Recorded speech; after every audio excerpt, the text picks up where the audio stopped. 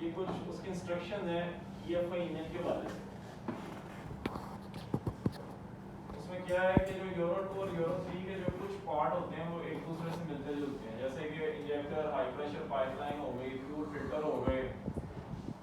तो इसके लिए वो कह रहे हैं कि जो आप जो है वो फिल्टर उसमें लग के आया हुआ है, आपने वही फिल्टर इस्तेमाल करना है, उसी टाइप का, या जो कंपनी आपको बता रही है स्पेसिफिकेशन उसी टाइप का फिल्टर इस्तेमाल करना है। अगर आप कोई और फिल्टर इस्तेमाल करेंगे तो फिर उसके नुकसान के जिम्मेदार आप खुद होंगे। मशीनरी नुकसान आपको मैं पहले ही बता चुका हूँ, इंजेक्टर फेलियर आ जाता है, इंजेक्टर खराब हो जाते हैं, लाइंस चोक हो जाती हैं, मीटरिंग यूनिट खराब हो जाते हैं, पंप खराब हो जाता है। ये सारे मसले मसाइल आपकी नॉन जेन्युइन एक्सेसरी इस्तेमाल करने की वजह से आ जाते हैं।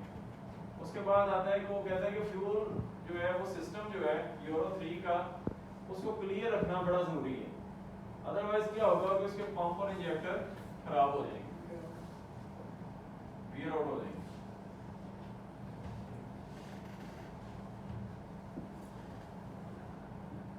इसमें कंपनी ये कहती है कि आपने अगर कोई फ्यूल इंजेक्शन सिस्टम का कोई पार्ट खराब हो गया है तो उस पार्ट को आपने रिप्लेस करना है, रिपेयर नहीं करना। लेकिन पाकिस्तान में चूँकि वो उसकी कॉस्ट ज़्यादा होती है, हम रिपेयरिंग की तरफ चले जाते हैं, लेकिन रिपेयरिंग जो है पाकिस्तान में रिलायबल नहीं है। आप एक इंजेक्टर रिपेयर करवाते हैं, वो हो सकता है जैसे ही आगे डले उस टाइम ही वो मैल फंक्शनिंग कर देता है, ख़राब हो जाता है, या कुछ अरसे बाद ख़राब हो जाता है, यानी कि वो रिलायबल चीज़ नहीं है। तो इलेक्ट्रॉनिक फ्यूल इंजेक्शन सिस्टम का कोई भी पार्ट है, आपका काम है कि आप उसको नया डालें, रिप्लेस करें, बजाय इसके कि आप पुराना उसमें इस्तेमाल करें। डायवो में और फैसल मोड भी इसी तरह ही कर रहा है, रिपेयर कर करके इंजेक्टर डाल रहे हैं। तो आपका रिपेयरिंग का क्या एक्सपीरियंस रहा है? समटाइम तो ठीक चल जाते हैं, समटाइम उसी टाइम फेल हो जाता है, हफ्ते बाद हो जाता है। कई गाड़ियाँ तो काम भी नहीं करती है, चेंज ही करना पड़ता है। हाँ, कई गाड़ियाँ काम नहीं करती, हमें फ़ौरन चेंज करनी पड़ती है।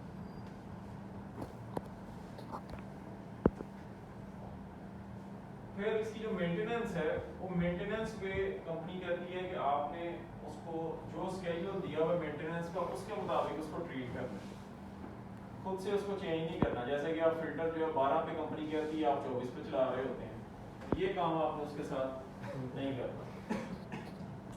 कुछ ऐसे फॉल्ट होते हैं जिनका तल्लक इलेक्ट्रॉनिक फ्यूल इंजेक्शन सिस्टम से नहीं होता या उसके कंट्रोल सिस्टम से नहीं होता, सेंसरों से नहीं होता उसका तल्लक जो है वो मैकेनिकल सिस्टम से होता है। मिसाल के तौर पे फिल्टर चोक हो गया, अगर एक गाड़ी का फिल्टर चोक हो गया है तो जो फिल्टर चोक हुआ है वो उसके इलेक्ट्रॉनिक सिस्टम से तल्लक नहीं है, लेकिन इलेक्ट्रॉनिक सिस्टम आपको बता देता है कि गाड़ी में कोई मसला आ गया। वो मसला क्यों आ गया है कि फिल्टर चोक होने की वजह से उसको डीजल की सप्लाई कम हो गई, सप्लाई कम होने की वजह से वो पूरी सप्लाई नहीं उसको मिल पा रही, इसलिए वो पूरा डीजल आगे कॉमन रेल में नहीं दे पा रहा।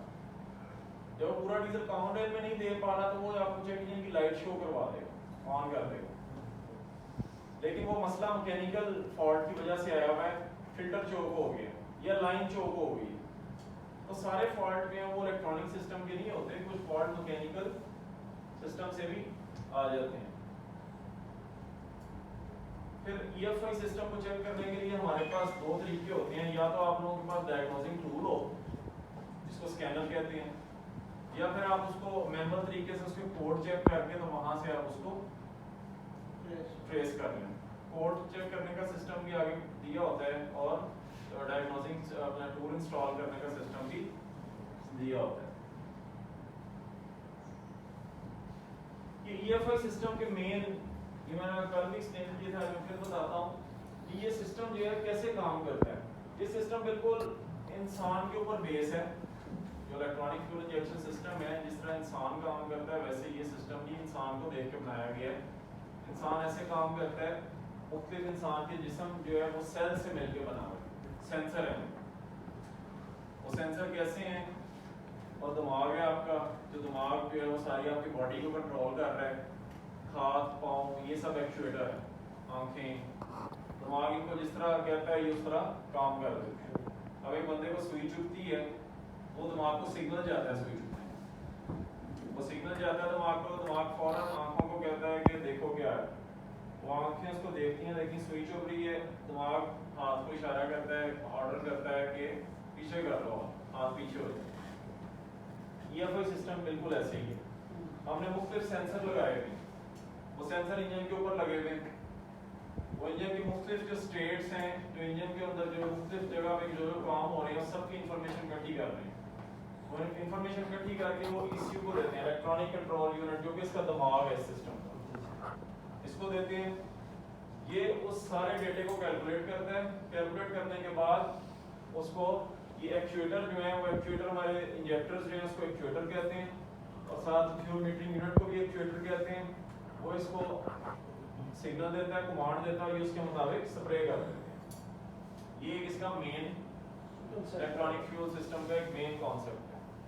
सेंसर और एक्चुएटर में क्या फर्क होता है? तो मूसा